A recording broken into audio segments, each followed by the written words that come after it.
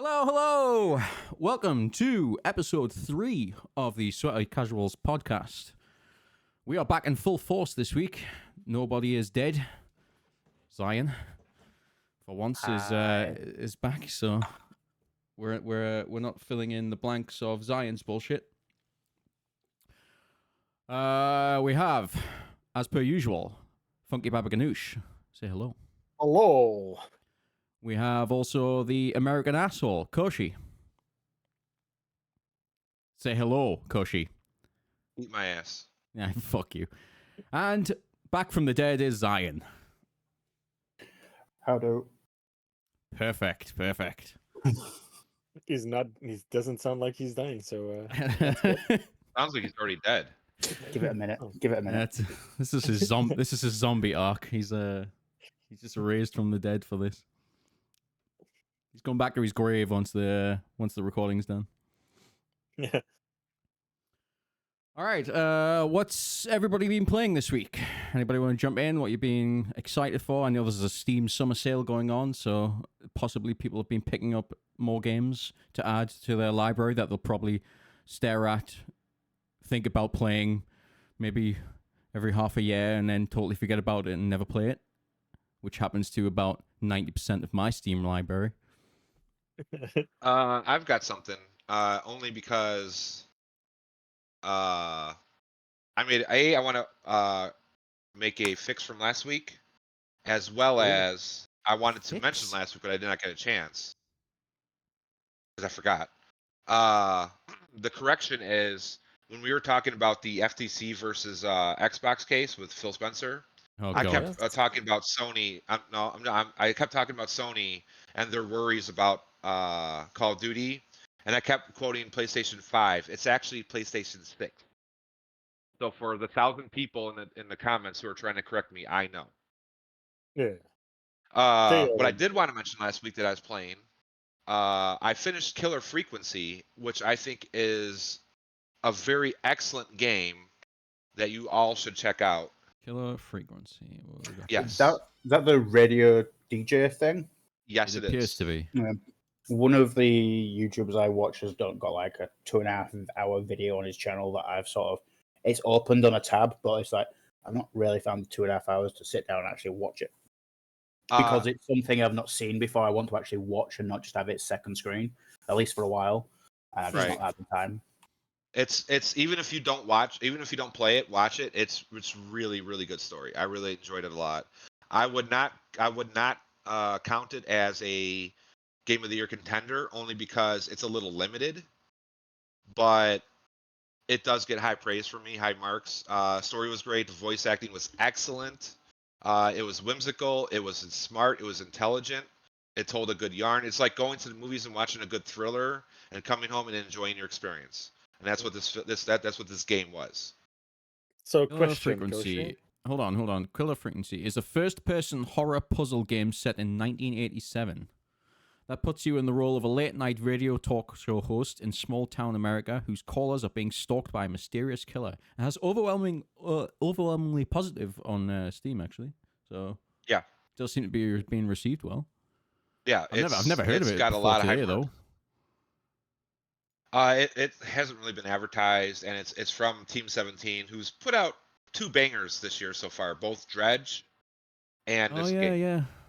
They're making up for their NFT stuff. But they,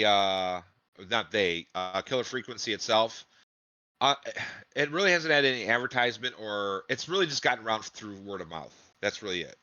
Yeah, you either happen upon it by mistake or just happen to see a YouTuber playing it. Yeah. But yeah, it's worth it. Oh yeah. Not to reintroduce the discussion we had, but because last week when you mentioned it, I said it kind of looked like a visual novel, but it is noted, as Gannon said, as a puzzle game. So, which one would you say it leans more towards? Is it more like visual novel with some puzzles to it, or is it more like a puzzle game with some visual novel aspects to it, or not at all? I would say it's almost 40-60 visual novel to puzzle. All right. because there is a lot of you listening, watching, and responding, choosing what Mhm. you should pick. But there's more of you walking around, trying to figure shit out, putting the stuff together, finding clues. And the game is actually really smart because sometimes they'll give you the obvious, and other times they'll give you just enough, and then you have to have the foresight. No, not even that. No, I'm gonna take that back. That's not the right word. You have to be able to think out of the box and remember stuff that happened in the past. Mm. All right, like they'll set up something and they'll give you all the clues, but then an hour and a half later they'll come back and they'll test your knowledge on it. Not like a test, but like, Yeah. oh, this person is in this situation now. But it seems oddly familiar to something that happened an hour and a half ago. So now you got to stop what you're doing, get up and think for a second. And the game gives you plenty of time, to do what you need to do. Yeah. But you have to sit there and think for a second, like, okay, wait a minute, something doesn't feel right. I need to go back and look at everything. And then when you put the puzzle together, like, holy shit, this game's trying to scam me. And I figured it Yeah. out. Screw you, game. I got you. And, How and when long that would you? happens, Yeah. it's very exciting. Mm. How long would you say it is? Oh, it took me 7 hours, but others have finished it in So like it's 4.5. yeah. So it's kind of like I guess the best way to play it is kind of like either like one sitting if you're good at it, or like in one weekend where you kind of the story stays kind of fresh. Yeah, like I think the example I gave is like on a stormy night or a cold night in the winter, you Okay. sit you Yeah. sit down, you start playing The early on lights are in the off. day, evening, and you just spend a good night having this 4 hour, 5 hour tale told to you. Yeah. And even though it's on the short side, it ended when I felt it needed to end, so Yeah. it didn't feel short. Yeah. I'm more asking for like how you would how and when you would play it versus Yeah, well, like like I said, like you could play it like in one sitting, just like spend a yeah. night, playing it when the mood strikes you. Yeah. Or you could do it like over 2 days. Like for me, it took me over a week because I don't play games when I'm working or Yeah. when I'm at work, on days I work, I mean. So I started it like on a Thursday, played a little Thursday, played a little more on Friday, and then I waited the weekend and I came back and then I really dug into it Wednesday, and then by that Thursday I was done with it. Yeah. I just feel like it's one of those games where you kind of want to keep it fresh in your memory, at least lore wise, what happens to make those connections. Yeah, it would have It's helped a like, little yeah, if I had there's done like that. playing it starting it Sunday, not having enough time, and then playing it again next Saturday, where maybe you'll miss a lot of the clues then just because time passed. Also, since I'm already going, I'll just finish with this, a different game, and then you guys can go. Yeah, we There's too. no Yeah. point in just coming back to me. I also picked up a game called Mad Games Tycoon 2, which I watched one of my YouTubers playing, The which hell? actually looks pretty fun. I'll say it again. Sounds familiar. Mad Games Tycoon 2. See it? Essentially, you start in 1976 as a game developer, and you have to develop games and build up an entire like Microsoft type corporation or Sony corporation for video games. And it's got a lot of features into the game. Uh, like you have to choose your like who's going to work on art, who's going to work on programming, who's going to work on the puzzle aspect of the game. You can choose what type of game it is. You can choose the name. Uh, you can choose like when you develop it, you can choose if it's going to go on multi-platform, if it's going to go, if you're going to have NFT. I don't know if NFTs are in the game, but you can No, choose if no, it's going to have Better add-ons fucking or not be. DLC. Yeah, I hope not either. It's pretty in depth, and then you get reviewed on the game, and that of course affects your income, and then you continue on. It's a sounds pretty like fun game game. dev. Sounds like Yeah, game dev it's like tycoon game dev, from but like yeah, it's just like game dev, but like really more fleshed in out. depth. Yeah, It's yeah. Yeah. it's basically a theme hospital, but but With as a games. game, but as a game dev. The The irony screenshot's stupid, the irony that Koshi was like going, oh, you're like basically a company like Sony or Microsoft, when the more closely related company would have been Nintendo that you just completely didn't mention. No, But it doesn't take place in Asia. that's I Say mean, so. just because I didn't mention Nintendo doesn't mean it doesn't apply. Well, I just gave two right, examples. but Do I have I'm to just give saying, all like, three every time? no, I'm just All saying, Weiser. out Stu of those Weiser. three gaming companies, one of them is exclusively gaming. Well, yeah, but I mean, Microsoft is. I mean, Shut up, Shut nerd. up. You know I'm right. Yeah. Plus, it's got in the little Mad Games Tycoon 2 little icon for it. It's got a it's a Super Nintendo controller. yeah, I right, know. isn't it? I Yeah. see the irony. Now the real question is, can you steal breast milk in the game? No, that's a mod. That's a DLC. Yeah. That's an NFT. That's the sexual. That's the Blizzard DLC. The Blizzard, sexual Blizzard harassment Activision DLC. DLC, yeah. Oh, real And quick and shout and out. the Ubisoft one is where you just like you acknowledge it, but it's like, oh yeah, we're gonna fix this, and then you do absolutely nothing about it. Also, real quick shout out. Last thing I'll say, I already said that before, but I'm gonna say it again this time. I actually mean it. I'm also playing Dave the Diver. Very fun game. Oh yeah, Okay, moving on. yeah. I looked into that, but seems like really fun because you suggested it. But I don't think the sushi bar mini games are my cup of tea. Ironically, because you serve cup of teas, and that's part of the thing where I was like, I see the appeal, but no, I don't like those. Okay. Not bad otherwise, yeah, it's getting good reviews.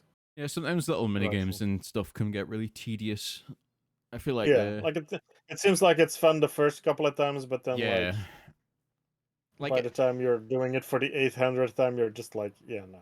that's I feel like that a few games have that issue where it's like they've got like a little gimmick in the game, like a side thing, and it's fun for the devs who play the game like a couple of times in testing. Are like, yeah, that's pretty good. Let's slap that in. But then it gets to the customers who are playing it for like 40 hours, and they're like, yeah, this sucks now. I will say in defense, and the only reason I'm defending is because I've actually played it. Yeah, is, you played it, we didn't, so. The sushi bar aspect to the game isn't really that bad, and it's more of a way to make money. The majority of the game you're going to spend is going to be in water, but then like I'd say 2/3 of the time you're in the water, and then 1/3 of the time you're at night you're at the bar, and it's really just a way for you to make money. It is kind of cheap, but they do have some nice things to help it round it out. Like you can upgrade the bar, and you can upgrade the bar and like I like upgrade the everything bar. about it. It's just like specifically like the type You of can upgrade the bar. yeah. Jesus Specifically, the certain type of mini games. It's not even that there's mini games in it. It's a just certain type. specifically Yeah, I the get certain that. type of mini games where I'm like, Yeah. what I feel like It's not for that's why I everybody. like, no, that's why I feel like with Traveler's Rest, which also has that, but the nice solution there is with the bar and the cleaning and everything like that. The benefit of by the time you're kind of like getting over this, this is starting to get boring. By then you can hire staff to kind of start taking care of it. And it's like, okay, yeah, I get it. You started it up. Now you're making enough money so you can hire staff to either do the serving or the cleaning or both of them down the line and everything like that. I feel like that's why I kind of like Traveler's Rest's way a bit more because it's fun mini games, but like I said, after a while they get tedious, and by the time they kind of start feeling tedious, you don't have to do them anymore unless you really want to. And like you can choose to not hire a barkeep and still serve everybody in the bar and everything like that. But if you don't want to do that, there's options to not do that. Yeah. Which is always the better option, I feel. What have you in been my playing, humble Funky? opinion. What have you been playing the past week? Oh, well, my graphics card arrived, so I'm finally playing games. Did you install it? Oh yeah. Yeah, Oh, boy. how are you liking it? I mean, it means I can run games better, so good enough. Well, it does, but how are you liking it? I mean, it makes my screen look pretty, so and Jesus in Christ. my Okay, CPU so is you a lot like it. less. That's all you had to say is I like it. Yeah, That's all you had yeah, to say. I like it. yeah. Or do But you? now I'm finally getting to those games that I bought on sales, but wasn't really it was able to run, but didn't run quite well, or just like I'll keep this until the new graphics card. So I've been playing Playing Rift Minecraft. Breaker. Yeah, yeah. I'm playing Rift Okay, Breaker for the Minecraft. most part. That when there's an invasion happened where I don't run at like 10 FPS. Now it Wait, just runs Riftbreaker. Which is smooth. that? Yeah, it's kind of like a hack and slash meets Factorio. It sounds familiar, Zion, but I can't place it. yeah, We Zion did talked about mention it it when it like first came out 2 weeks a ago while or ago. something when we were discussing Oh, we weren't listening. my wish list, and he was surprised it Oh, wasn't on there. And the reason it wasn't on there was because I already owned it. You I stand see it, player. Base, Yeah, base building, tower defense, survival yeah, strategy. You lost me Yeah. at tower Yeah. defense.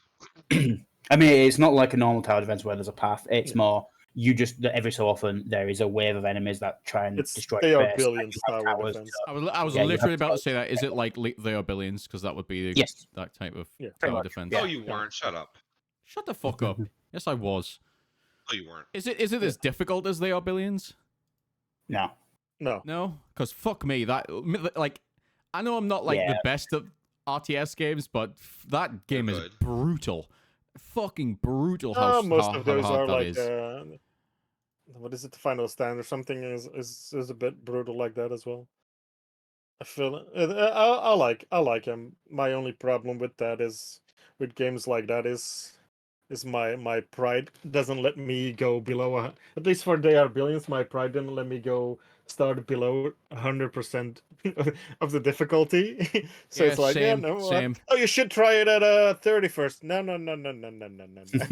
It's 100% or higher, not Yeah, which is lower. just why I never got past the first fucking mission. It's just kicked my ass every time. It is a fun game though. And Rift Breaker is as well. Because even when I couldn't play it, I was like, yeah, this is right up my alley. So I bought the first DLC. I do And like the look of this. It r- looks very cool. yeah, it ran. It's just like once the big attack happened, it was just like my character was kind of just like useless, Yeah, and I was like, I'll get back to this when the once main I have something that runs. the main difference between Riftbreaker and Layer Billions is definitely like once the horde comes, you can tell all these like flashy lights on the screen is gonna tank your FPS. Yeah, Yeah. yeah. Like And I just I've look at the I've started, screenshots and it's yeah. just it's like glowy shit everywhere. Yeah, and it's fun because you have your you go to certain other places, but all of your factories like they stay connected, so you keep just like all of your resources you have there. I think you might have to set it up. I haven't really teleported yet, even though I should have like an hour after I stopped playing it. It was like, yeah, you can teleport now. I was like, no, I'm gonna keep researching. So Yeah, that's what I did. just keep doing that. I'll just be here doing my thing. Thank you. But I finished think the you first might one. have to set something up. Yeah, when you go to another map, you set up like it's not going to be as Is it the full energy fledged, thingy? but you set up you set up basically another base, but like smaller because you can't really be asked making a full size base, and then basically all your resources are just in one big pool. So you just when you teleport back to your main base, that one keeps ticking over, but it's got a record. It records, okay, this base was making 100 iron a minute, and then every so often it'll just give you I can't remember whether it's every minute it gives you 100 or whether it's just a constant tick. You still get the resources, and then when the mines run out, it says, "Hey, your mines have run out in this area. Go fix it." Yeah, that's the only thing I kind of don't like, but I don't like that in general in more RTS kind of games, and this kind of feels a little bit RTS-y, even though it's a bit more Factorio. But like, because the resources aren't that massive, because in Factorio you can have like massive ones. These ones are smaller, and the fact that they run out, it's kind of like, well, either then make it procedural so I can keep running around. Yeah, But you I can. just like If you destroy if you destroy every building on a map, it basically resets the map. On the other maps, your main base map, like the one you start on, is always there. That what it generates as is what it generates as, because that's basically your campaign map. But if so you just delete every building, and then I think you can right click and say scan area, and it basically resets the map. But Okay, well, there goes that argument. All right. also, like the way it Very works well. is you have, you say you have small patches, and the patches are around about the same size. Like 3 mines will fit on them. But in those specific areas, you go to the area that's rich in iron. Like the iron mines, same size, but it's way more iron per Okay. node. Yeah. So they do last a lot longer than like your main. Okay. Yeah. It's designed in a way of you want these expanded bases because they're going to Yeah, generate that's way more what. Yeah. resources for you. Yeah. So they have Like thought it through. Decent. Yeah. No. That's good. And I watched the guide on it, and I feel like there were certain things that you like. I think it's Neil House's like 10 or 15, 10 tips or something like that. But by the time I played it now, there was a lot of like quality of life stuff added as well with like the upgrades and everything like that. So that was nice to see. Yeah, definitely having fun with that one now that I can properly play it. I have reinstalled Mountain Blade, which for the most part ran perfectly fine. It's just once I got to like a siege again, like kind of like the Rift Breaker thing, it's just like It wins a lot of things. yeah, it's like, oh well, how do I like sieging a castle with like 3 FPS? Well, it's not that fun, but everything else is fun. So, but I haven't dipped into that one yet. I have been still quite early, but have been playing a little bit of God of War now, which has been really fun. Ragnarok But or one before? no, then just Flame. God of War on PC here. I do intend to play Ragnarok at some point if it comes out, but I'm having quite fun with it. Christopher Judge is as amazing as they say, and I Yeah. expect it. The only thing, and I think it's more just because I'm still somewhat in the tutorial, is it's a lot of puzzles and not as much combat. There's combat in there, but I'm kind of like, since I There is played the much older combat. God of Wars, yeah, I'm just kind of like used to like you're running around killing everything, and then every now and then you have to do a puzzle. And at the moment, it feels more like I'm doing more puzzles than actual combat, which story wise is fine and everything like that. I'm just waiting for the game to, I guess, kind of open up and show me more combat. Yeah. So that's why I'm kind of like, it hasn't quite pulled me in yet, but I will definitely play it because the one I really wanted to play was Elden Ring, but I kind of felt like, yeah, let's not do that right now because I'm gonna be playing Elden Ring then Remnant 2 is gonna be out, which is a Souls-like, so I'm gonna be playing that. By the time I'll probably be done with that, by that will be close to Armored Core, so which is not a Souls-like, but from Soft and has some Souls-like elements to it with the boss fights and everything like that. So it was like that's gonna be like possibly like 3 months of like Souls games. So I was like, as much as I want to play Elden Ring right now, I think it might be the wise decision to hold off on it and not get burned out on it. So I kind of keep the best for last. Yeah, I mean, Elden Ring is going to take you a while to get through, so. Yeah, exactly. So I kind of just want to take my time with it. Yeah, And that's makes sense. that's about all I really played. Except Cool. a lot of time gambling in Final Fantasy 14. Don't even get me fucking started on that shit. Zion, what have you been playing? I have dipped into like 3 different games throughout the week. I've been dipping in and out of Battle Bit just Alright. because it's fun. I'm not very good at it still, but it's still fun. Yeah, as long as you're having fun. I that's still the get fun part. murdered from random directions, but it's still fun. Yeah. I tried the new 7 Days to Die for a while. The new patch came out there a little bit ago. I did not know that. I'm not convinced. Not convinced. One of the big things have changed is the skills. And as we've played it, you guys will remember when you go down, whatever stat you go down, fortitude, perception, whatever, as you level up the relevant weapon skill, you can build your weapons better. And eventually you can build like the iron knuckle dusters and the steel knuckle dusters, etc. But it doesn't work like that anymore. to be able to learn to craft anything that isn't just like pipe weaponry, essentially, you have to go find magazines with the recipe in it. Like you just don't learn. You can't. Okay.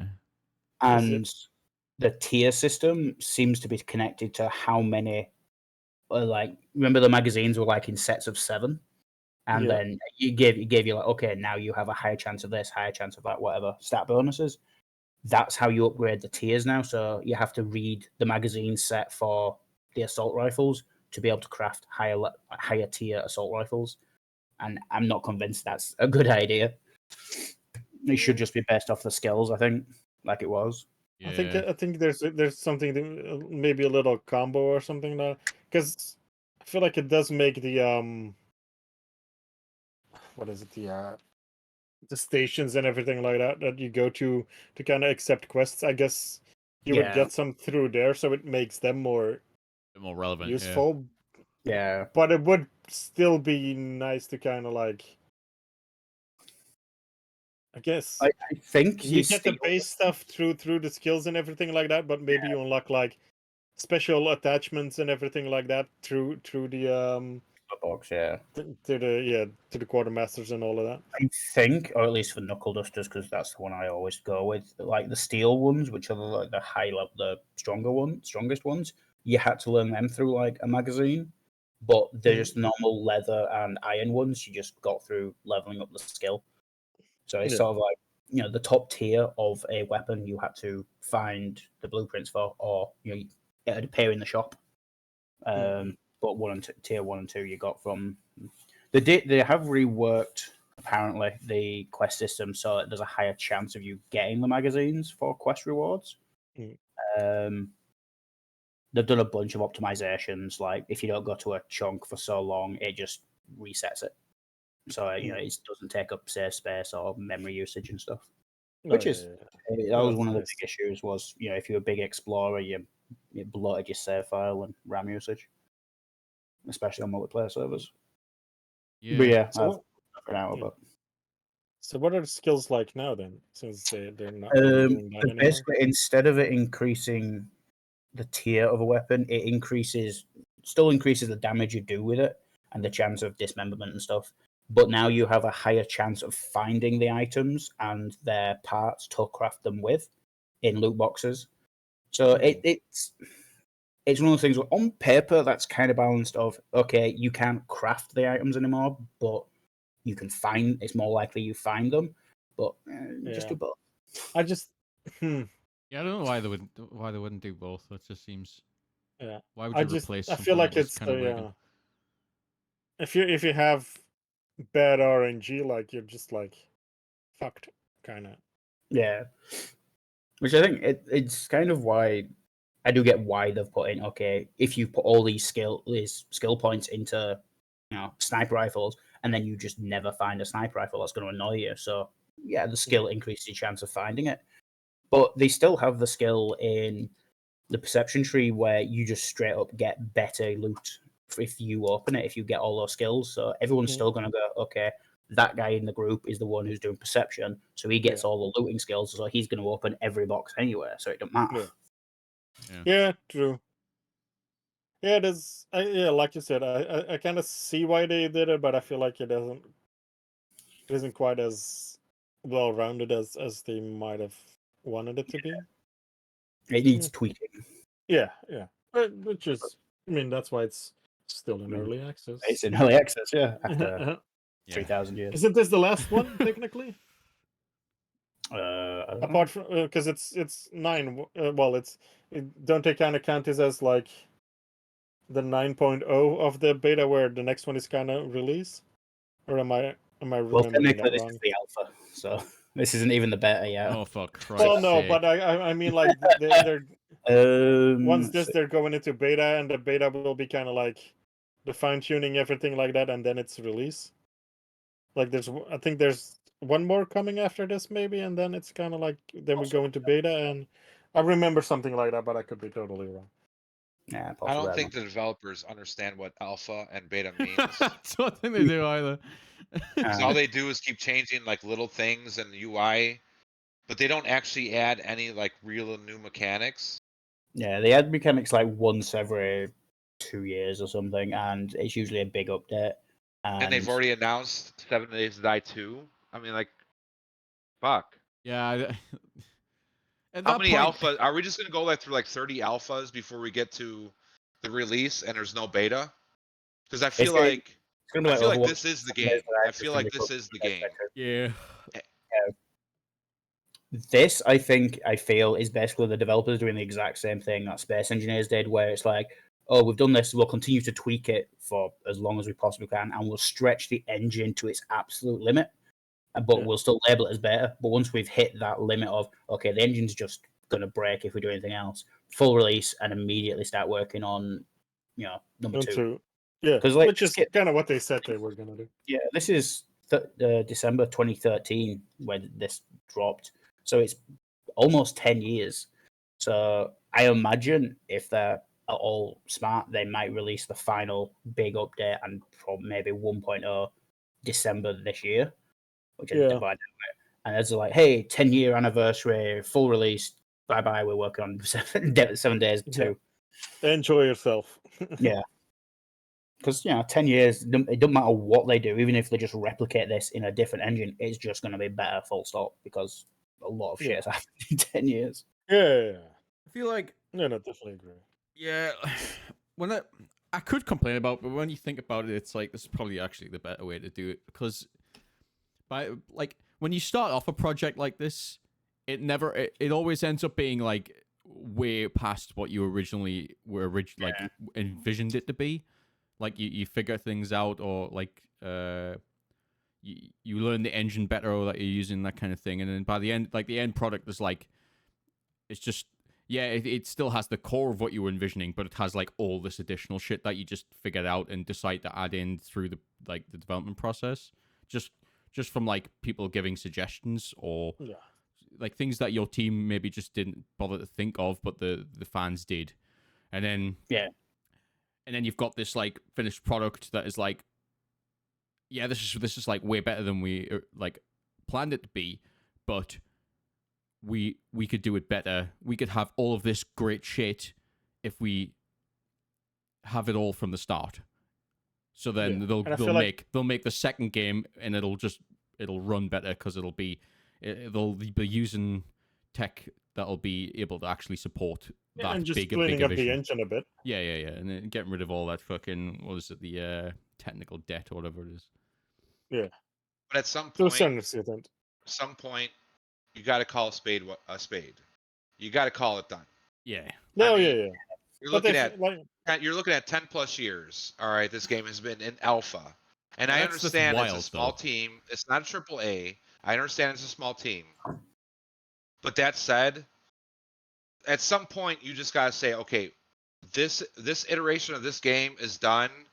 Let's go on and start working on 2, and let's take what we've learned from 1, and let's start working on 2, and let's start making it better. Because all they've done, honestly, and this might seem hostile, this might seem harsh, but at this point, after 10 plus years, with these small minor updates, and let's be honest, they're only doing the updates to get more sales, is to really milk the customer.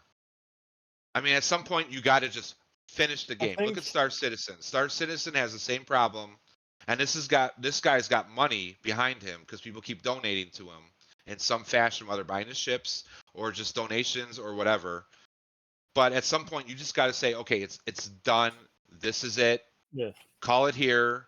Because if you don't, you're just going to have these feature creeps that keep popping up. You're just going to have, okay, well, we need this update to do this. And then, actually, we got 2 more updates before we can pull that off. And then, okay, before you know it, it's 2035, and you're still playing the same fucking game from 2013. Call it done. Agreed. Move on. Oh, agreed, Koshi. But like I said, I think this is like either their last big one or their second to last big one, and Zan can say more on this part of it, but wasn't the main thing of this big patch the graphical upgrades to everything? That was the last one. Oh, was that the last one? I thought that was the last one. This one, there was a lot of it was loot and skills, which annoyed a lot of people. because they didn't know. They didn't tell people or what. They're just going to say, "Oh, big changes to mechanics," but then they went, "Oh, loot and skills," but like they've already done that like iteration. I think it was like 13 or 14 was the first rework of skills and loot system, and they've reworked loot system at least twice since then. So people are genuinely starting to get like, well, either add actual genuine new mechanics, do better optimization because they've got this 10 years of feature creep. There's a bunch of code in there that's just not required. Like there are genuinely mods that people download because the mod just goes in and deletes unused code so that the game runs better. Just pure and simple unused code. It's not used at all because that mechanic was changed so much or just isn't in there at all. Code's not needed. It just gets. But with the way programming works, the system still reads those lines of code every frame. So Well, I think they are kind of like setting it like beta TM real soonish, and then I think it's like I said, maybe 1 or 2 patches away that they will go into beta, and then like that's just like you said, a bit of cleaning up and everything like that, and then they will just release it. I think that's what they should probably do. Is maybe on the 10th year do as announce official beta, and then but like there's not going to be no more mechanics or mechanic changes, whatever. It's just pure optimization for maybe like a year, and then after a year it goes full release regardless of what state it's in, and then they just go, okay, now it's minor bug fixes while we work on 2. I believe so. No, I think it's something like that. I think they are to where they wanted. They're close to their beta stage, but it's been a while, so I'm not fully sure. Honestly, I think the last big proper mechanic they added was the cars, and that was years ago. Yeah, that was a while ago. Because that had been in the game for quite a while before we even started playing it. Yeah, cars I think was 17, maybe. Like 2017. I think cars were in it before I came to Ireland, and I've been here almost 6 years. Good old days. Yes, the other game I've been playing. I'm not sure if you guys have heard of it. It's relatively new. It is a sequel. It's Guild Wars 2. Oh, I've heard of it a little bit. Yeah. I don't know. I just had the urge to play it, so I just downloaded it. I definitely didn't meet anybody through that game here. Yeah. Why'd you reinstall Guild Wars? Have they released a lot, didn't they? It's one of those. Is the new expansion released? Not yet. It does pop up on my thing saying pre-order now. Right next to buy the dragon one because I haven't got that one. Aren't they all dragon ones technically? I have no idea because I've got the first 2 expansions, but I've never played them yet. Okay. Fair enough. Yeah, Heart of Thorns was. I keep doing this Heart of Thorns. Heart of Thorns was dog shit. I quit the game because of how crap that expansion was. Yeah, I've not done anything. But apparently the one after that, it was, I can't remember the name of it. It was the one in the desert. Apparently that one was really good. And from what little because I came back to the game for a very brief period of time, literally like a week.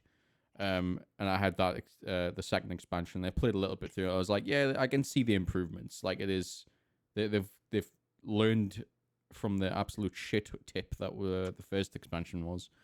And it wasn't quite as tedious to go through, but the passion for that game had already left, so I didn't stick around for very long. It's one of those me off about that game. I'm sorry, go ahead. I was just say why do you download it? It's just one of those games where I come back to it every so often. Like it'll pop up somewhere on someone's playing it on YouTube, or it'll pop up and go, I haven't played that for a while. Maybe I'll play it for a bit. And then I do the same thing that I used to do with almost every MMO, where I'll play it for 3 weeks, maybe a month, and then put it down. But like this time, I actually want to play because, like I said, I bought the first 2 expansions. I didn't buy them full price. I think I bought the second one, and the first one came free with it because it was a pack. So like, I want to at the very least this time, finish the base storyline so I get to the expansions, and then maybe do the expansions if I'm into it by that point. I'll go and run through the expansions and maybe get the new Yeah. ones. But Benefit is it's buy to play, so you don't need to Mhm. keep a subscription or exactly. anything rolling. You can just That's hop it. in whenever you feel like. I'm still subbed to Final Fantasy. Let's have a look. When was the last time I played Final Fantasy? April 14th. Yeah, I'm still subbed I've as just well, got and I like- don't play it. I just got that ticking over.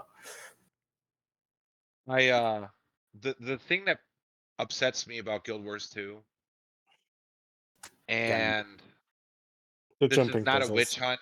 This is not a witch hunt against the developers. This is not an excuse for me to bash on them in any way or anything, because I No. understand how Fuck ArenaNet. meticulous, how tedious, and how long it can take for an MMO to be developed and shipped, if you Yeah. will. But that said, I believe it was 2005, maybe 2006, but I'm pretty sure it was 2005 is when Guild Wars 1 came out. Guild Wars 2 came out in, I think it was August of 2012. We have now gone almost 2 full cycles, 2 full Guild Wars 2 cycles of development without any Guild Wars 3 or anything. All they've been doing is milking Guild Wars 2, and it's Yeah. getting pretty goddamn old. Yeah, the you can tell when you like. I think I've mentioned this before, but the when I first played Guild Wars 2, I was like, "Hey, this art style is really cool." I liked how it visually looked, and I thought this is the kind of like quirky art style that'll be timeless, or at least it'll last a while. But if you go back and play it, you look at it and it's like, this has not aged as well as I thought it was going to. Like The weird control scheme.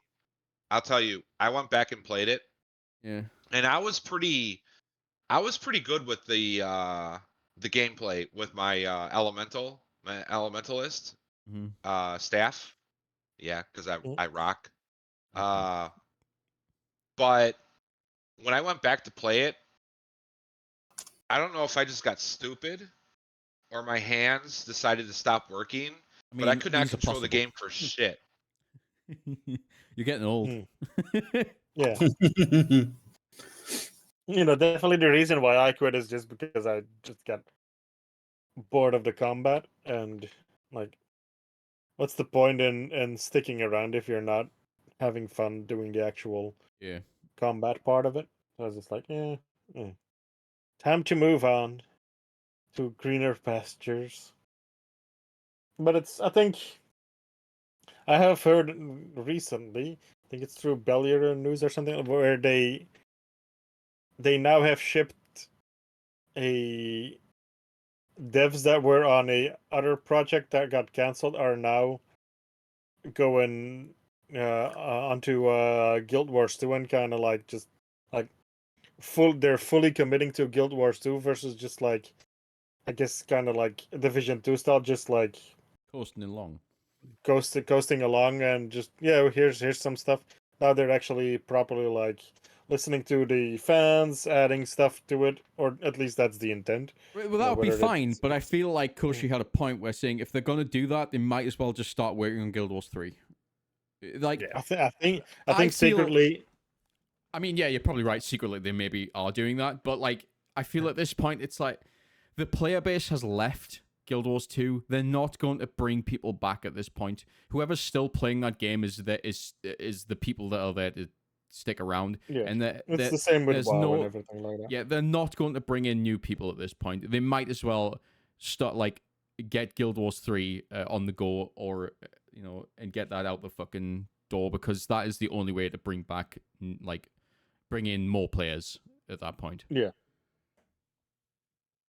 No, I agree. I feel like there's definitely still, I wouldn't say new players, but maybe like a chance to have older players, like more like that. There be more like Zion, where it's like, oh yeah, I'll hop in every now and then, and or there's a new expansion. I'll see what the new expansion is about, and then kind of just leave again. But at least you'll have the old people still interested in it, but I think it is time. I think they also just need to switch it up a bit as well. Yeah, they need something fresh. 'Cause- It's yeah, they need a new game, not just for like the visual bit, but definitely they need to rework the combat and make it a bit more fun, more engaging. and just like I 'cause- feel like now having not done all of the expansions and everything like that, but the world's getting pretty fucking ravaged. So it's kind of like maybe something fresh, like yeah, X amount of centuries after this one, maybe up the steampunk even more kind of vibe, yeah. Well, stuff like that. remember, I was telling you that a couple months back, maybe 6 months back or so, that I was reading an article that MMOs are supposed to be making a comeback, and they're going to be doing I don't know what they called it. I don't remember what they called it. I mean, it's like a next generation, if you will, of MMOs played Yeah. differently, but we're That still just makes looking at me 2025, See, 2026 yeah. before they that start just makes moving me around. sound so like that just sounds so skeptical to me. Like it's going to be played No. differently. It's going to be a new generation. No. I have not got the faith in the gaming industry right now that it won't be like a load of shit. Really. There are new MMOs out there. Well, I wouldn't call them new anymore, but they were a little bit of a trend, and those were people trying to make games like Destiny. And obviously there's Destiny, and then MMO Lite. MMO Lite, but still with like you have your clan, you have PvP, you have this, you have that, you have dungeons. It's just more of a, well, I guess in that case it was first person mode, but just our division and everything like that, where you actually have your hub and everything like that, and it feels like an MMO, but a bit more closed off, I guess. So it feels more like a single player experience or co-op experience versus like a full on uh MMO where you're just like, oh, here's everybody. If you go into a Stormwind where in ye olden times it's like, well, I better wait here a couple of seconds till 5,000 people have loaded in that are trying to sell me money, stuff like that. But that then became live service games, and yeah, there's a reason why live service games people are these days are like, "Eh." As soon as you hear live service, it's like, yeah, no thanks. That kind of is a detriment. Now look at the new Rocksteady game with the Suicide Squad, where that would have been kind of a MMO lightish thing that maybe like 6 years ago we would have been hyped for, but now it's just like, why are you making this? Well, it's because live service has been bastardized and twisted into basically a way to milk the player base and give Yeah. like drip feed content, and Or just while charging out the arse for microtransactions. and just didn't work on launch.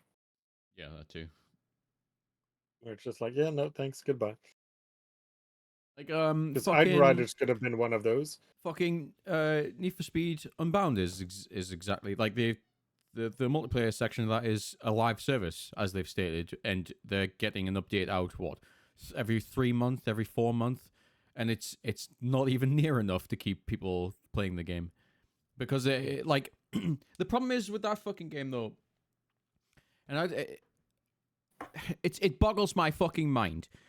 They will wait 3 or 4 months to get a big update out, but they will not fucking hot patch or put little patches out between that.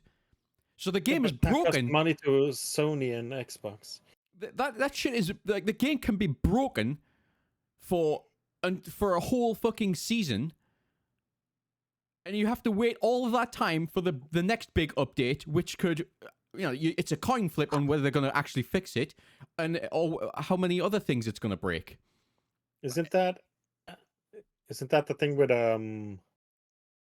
well, in general Blizzard, I guess, but with Diablo 4 right now, where they're kind of more focused on I don't know.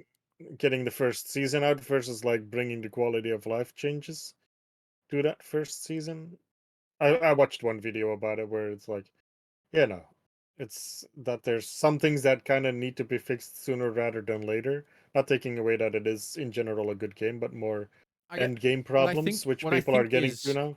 yeah, but I think what I think is the issue there is that they basically were already deep into development on the whole season, like season one of that game. So by the time Yeah. the release came out, and then they started getting all the like the feedback, they were basically like, yeah, we can't like pause what we're doing right now. We're gonna have to just wait No, until which after. is understandable, but I think it's more like the small quality of life things where I think he quoted Asmongold, but I haven't seen the thing of Asmongold, so don't take me for that.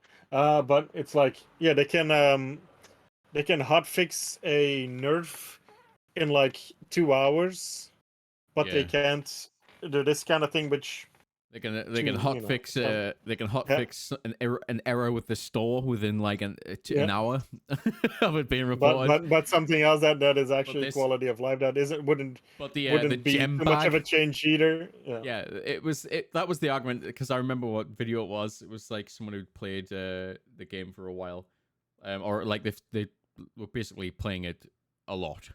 Like they'd Yeah. already sank like a load of hours in. It was like something like Yeah. it took them like less than 24 hours to fix something with a nerf or with the shop, but they're saying it's going to take them like possibly For up to season 6 2. possibly up to 6 months to put in a gem bag that people have been requesting since Diablo fucking 3. Yeah. I mean, yeah, that's how coding works. Like, if you change, like, if there's something wrong with it, obviously it depends what was wrong with the store, but it could literally just be they forgot to put a semicolon at the end of a line. So when Yeah, I get that, press but something, like I just but said, and It's just like it's the taste since that yeah, leaves but in like, your mouth. there's a difference between fixing something that could be it could be anything from it could be a semicolon's missing, or for a nerf we just change the number from 200 to 150, or it's literally just it's a 5-second thing and then they just have to push it to you're asking them to create a brand new mechanic from scratch, or at least yes, but Zion, that's going to take months. That will you're take right. months. You're right, but as I just said, this is not something that people have been requesting like randomly all of a sudden. This has been something that was requested from Diablo 3 that they just didn't put into the game. Like And it's having more having your gems fill up like half your bag and having no way to like mitigate that is From like your chest. it's more You the taste it leaves in your What's the mouth. thing you could they did put it in 3. I mean, they put it in 3, so yeah, arguably they should have transferred it to right. 4. But like, yeah, the gem. It went into your crafting materials. Having not played, well, I've played Diablo 4, but not played it for a while. I can't remember if there's I know there's a crafting material thing, but I can't remember how gems work. I don't know if they go in there or not. I don't think they do. Gems. You stash them. Gems in Diablo 4 they are in your inventory. You have to go back to the town, put them in your chest to get them out. But like that means just more tedious inventory management that really shouldn't be having to deal with. They should.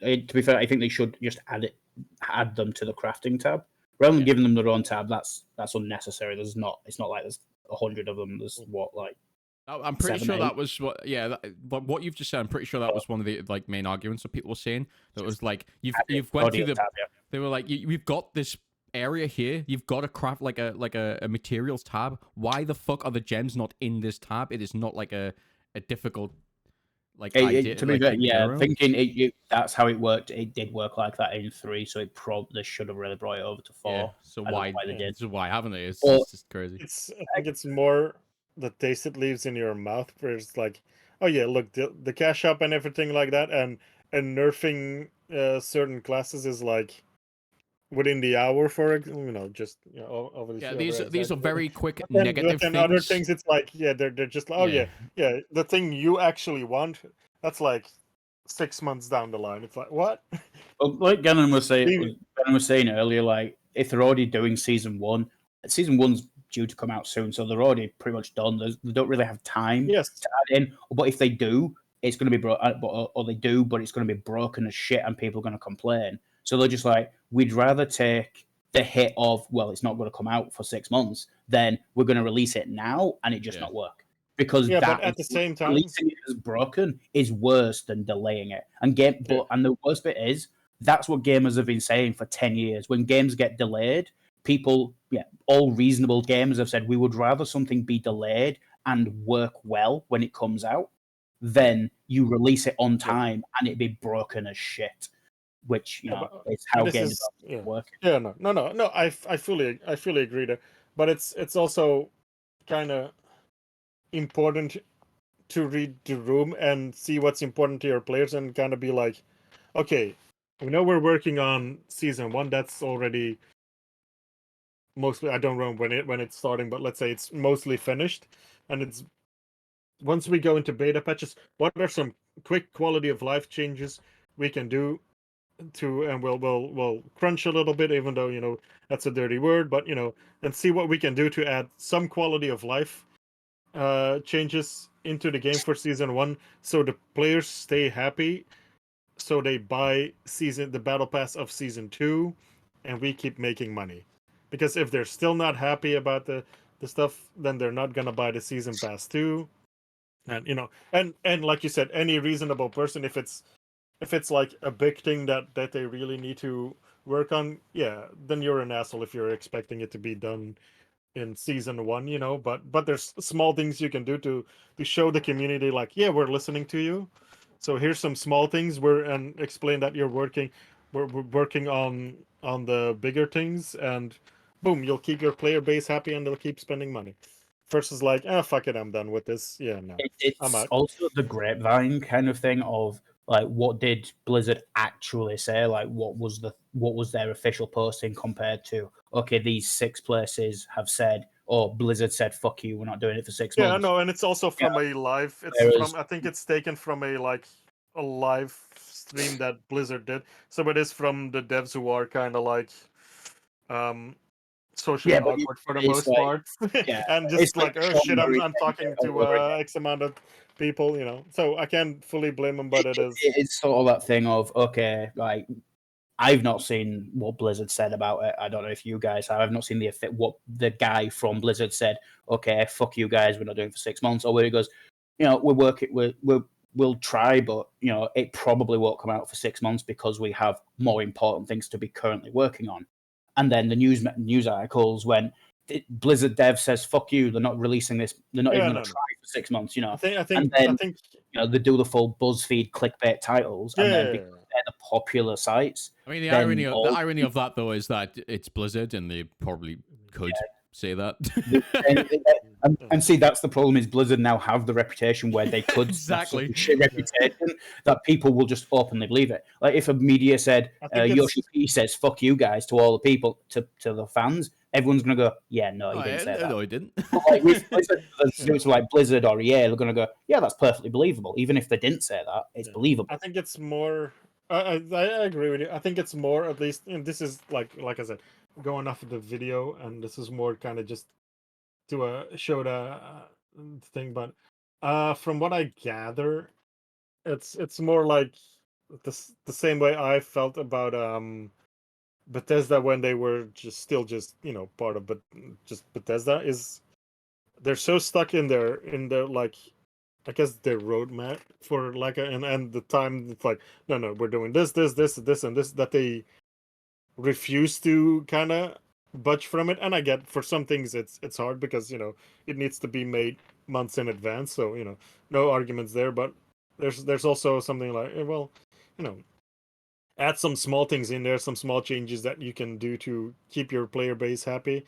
Because let's be honest, like, we all know, especially 76, of course, but that was just a shit show to begin with. But like, Fallout 4 should have been delayed, but Bethesda has like, oh, we have it on the dates that all match, so fuck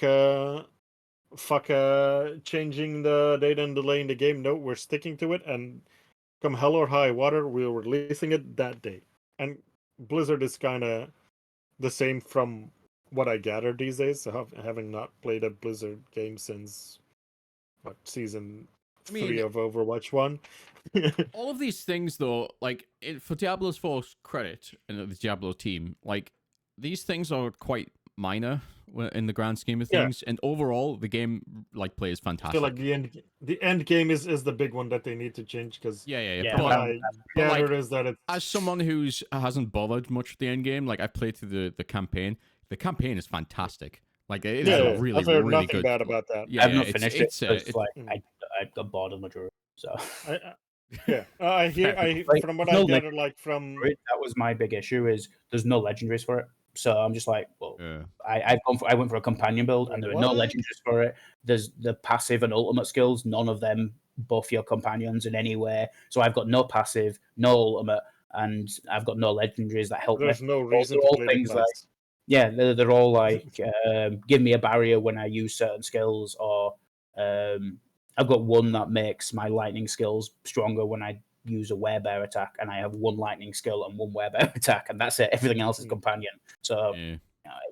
I've got this build, and I'm just go, okay, I've hit 50 now, and that Paragon tree looks like shit, so I'm just gonna start a different class and do something else. Yeah. And I've just not gone man to it. I've Yeah, heard. no. I've From heard. what I hear, like that part is great. It's just the actual for the hardcores, I guess. The actual end game, like there's a lot of just like That seems to be no the big- point to it. Listen, yeah, but all right. I feel like Here's that's the kind of thing. what the whole season thing is supposed to. Like, I feel like probably Mm. they're probably gonna fix the end games, or at least add to Yeah. it with season 1. So Listen up. I'm gonna school you all. All right. Uh-oh. here we're fucking. You're all go. right. You're all right. All three of Thank you are you. correct, and We you're know. also wrong. Okay. And here comes the other foot. All right. The state of gaming today is much different than it was back in Nintendo days. When Nintendo dropped in, what was it, 84, 85? I don't remember Wow. exactly. Doesn't matter. The point Good old is, days. when shit got released, shit was done. All right. But as games got more complex, we're talking through the N64 era, PlayStation 1 era, GameCube era. As games got more complex, they got harder to do. We started to hit our limit at what human abilities allow us to do, to create. All Here right. comes the AI game generation. Argument. So what happened there was Fuck that. we're looking at games that started requiring patches, which, excuse me, started becoming day one patches, which started becoming required, which started meaning developers didn't have to worry about getting A done or B done or C done because day one patch would allow them to get it done. We started seeing issues with games just releasing in a shit state and they're just calling it a day, no release, no patches whatsoever. I'm looking at you, Redfall, but there's some politics behind that one specifically. But it has happened more than one occasion. Cyberpunk 2077, Fallout 76. Bethesda is known for creating some wonderful RPGs and beautiful worlds to play in, But and fun is the key word here. Fun games yeah. to play in, but they're always a buggy mess. Now let's take a look at Bethesda. Why is that? And it's because, and I've said this before, and I'm going to say it again for the thousands at home that are listening, Mhm. which is really just one person. Hello, Invest- Seth, by the way. Yeah, hi Seth. It's investors, because Yeah. investors are not gamers. They are people who are going to sit there and say, okay, well, if you tell me that if I give you $100, you're going to give me $150 back on this date, deal. All right. But now we're looking at, instead of $100, we're looking at $1,000 or euros or pesos, whatever you want to I call do it. love a good euro. I do love a good peso. All Mhm. right. Now, what happens is Todd Howard, and Todd we trust, he says, okay, we can deliver this game on 11/11/11. All right. Fans are going to eat it up. It's a great date, and you're going to get all your money back plus. All Yeah, right. So Greens you're are going not to make gonna money get it too. confused.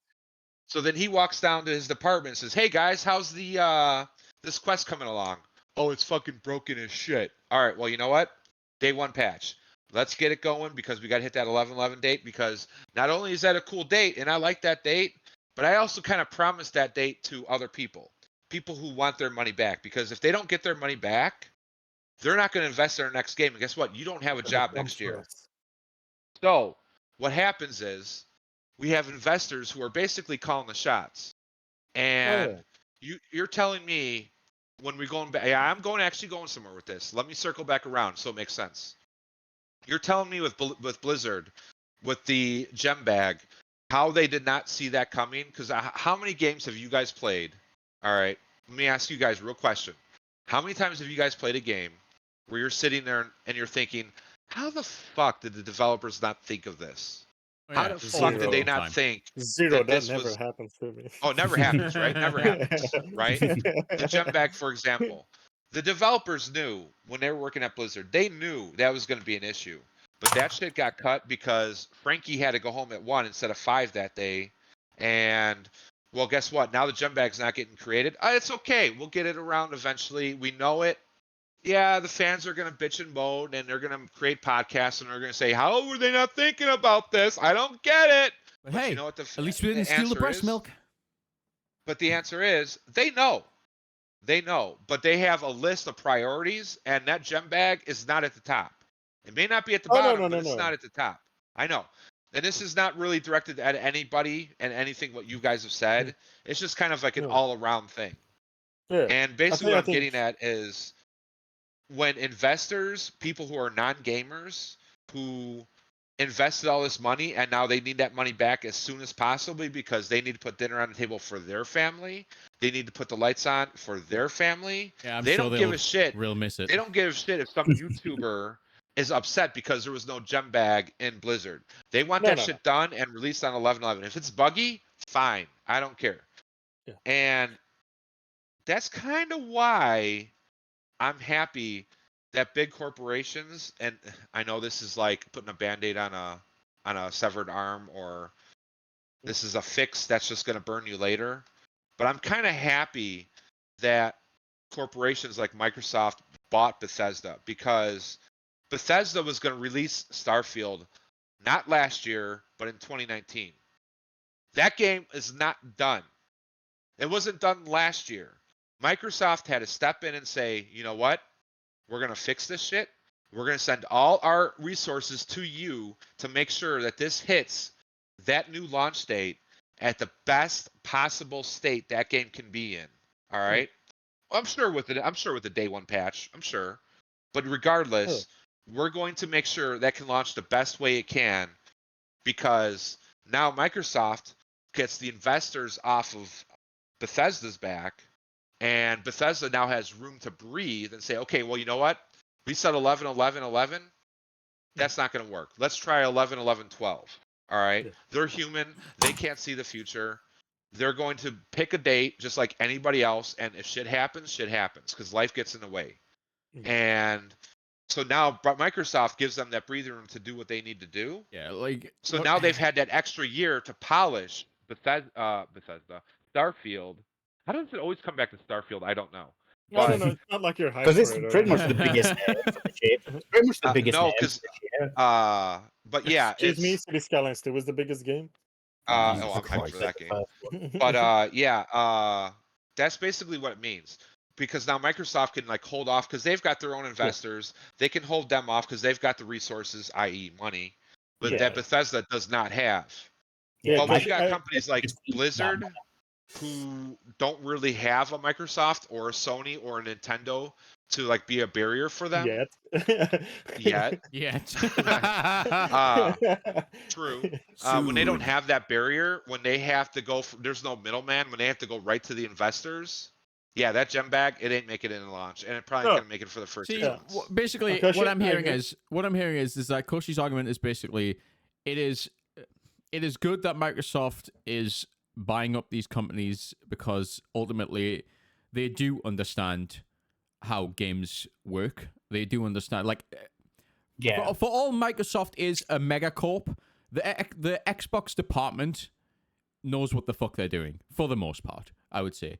Like, clearly they understand games. They understand how development works. They understand like the ins and outs. So when it comes to like exactly the perfect example is Bethesda, instead of like living and dying on the whims of the fucking investors who know jack shit about the the industry that they're investing into, other than numbers go Yeah. up.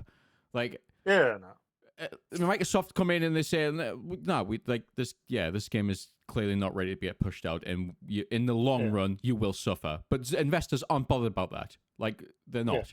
Yeah, To them, it's like, no, we don't care about the long run. If this game fails, it doesn't matter as long as we make the money back from the initial sales. So as And far my as they're point is concerned, just, yeah. as long as the marketing is good, or as long as it's not a like a long-term game, like fucking, I don't know, like Genshin Impact kind of thing. That's where investors would Yeah. give a shit, like, for a long-term thing, because it's like it's intentionally supposed to be a long-term thing. Yeah. But yeah, something yeah. like Cyberpunk getting pushed out the door, they don't care.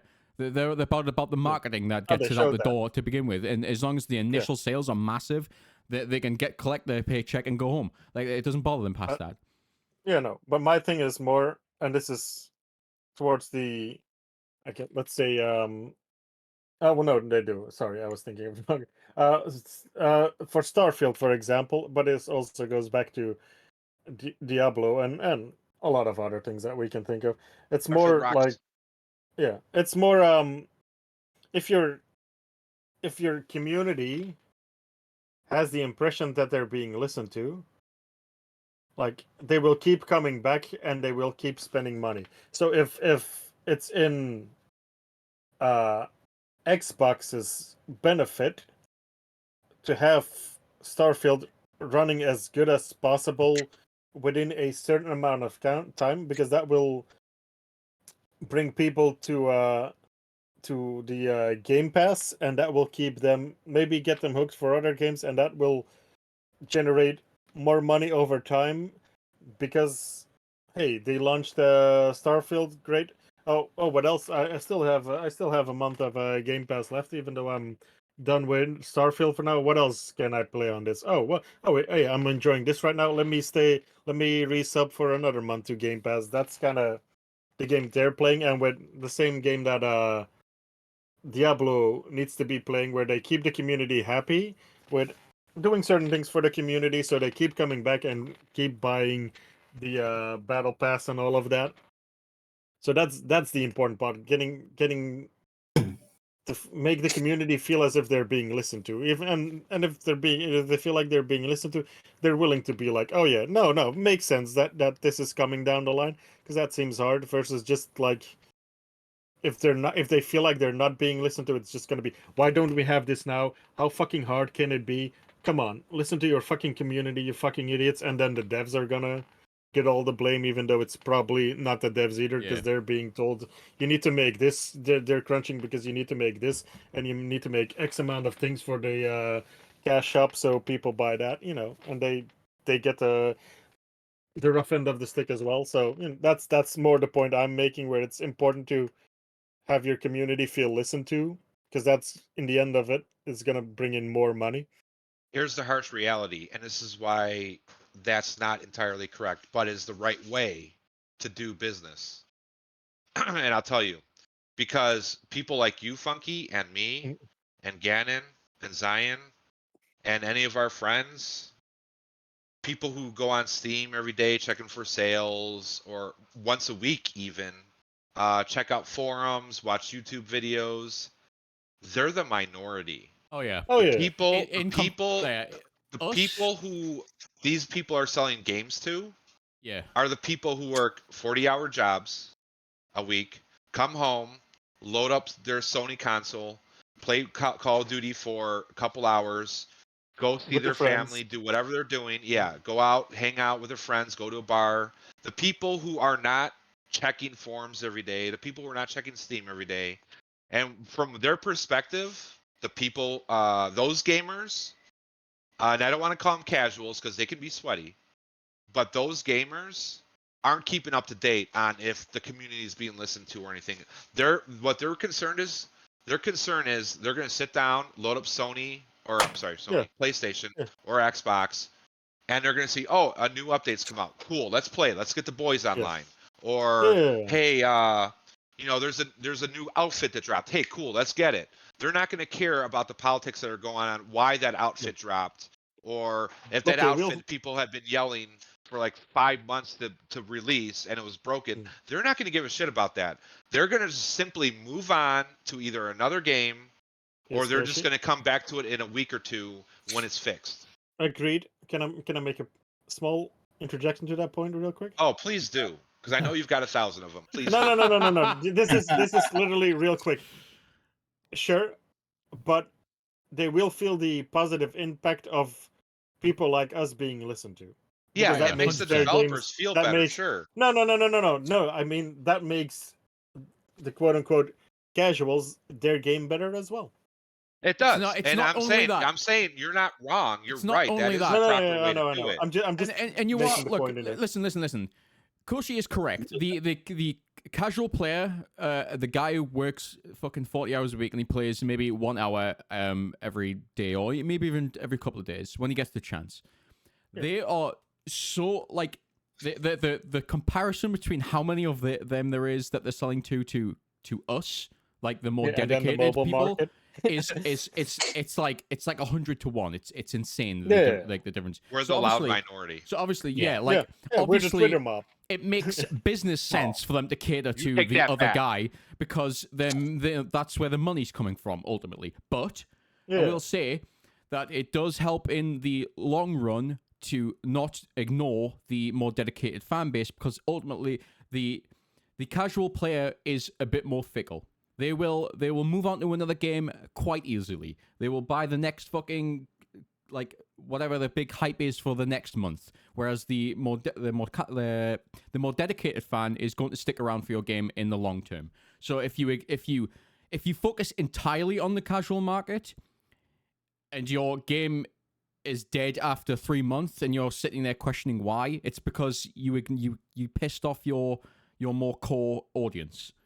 The people who were Who will following, spend every penny yeah, on like it they and were every hour. on the forums. They were spending all the money. They were investing a lot of their time into it. Those are the people who you cannot ignore them because in the long run they are going to keep you the lights running for like past the casual audience sticking That around. is not entirely correct anymore. I have a bunch of gamer friends at work, and this is admittedly this is a small circle, but I have a bunch of gamer friends at work who are huge in the Battlefield 2140 or 2042 and other games where you and I have seen failed and have seen the player base run away, and these are the people that keep those games running and keep that revenue coming in for those developers. These are the people who don't care about the politics, who don't care about what the inner goings-ons of where it's failing or where it's succeeding. To them, and this is the point that you were making that was spot on, Gannon, and that was the flavor of the month.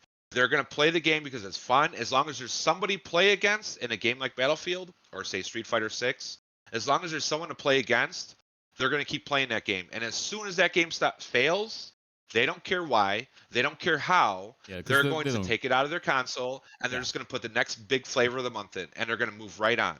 Yeah, like Those are the people Call of Duty that will are be keeping out these and games then move on alive. onto that. Not you and me, because we complained on the forums and they didn't listen to us. No, yeah, for sure. Right, but I feel like it's not entirely exclusive from one it's another a bit as of well. both. Like, I think there's listening. I think just to let's keep it with Blizzard a little bit. I feel like some of the arguments I heard was for World of Warcraft, for example, that they started listening to their either for some parts they made it too casual, but then in other parts they made it too hardcore that the casuals just had no chance. So it's kind of like it's a tightrope. Like you want to listen to your dedicated fans, and you want to listen to the quote unquote hardcores that are like doing the hardest stuff and everything, and you need to cater to those people.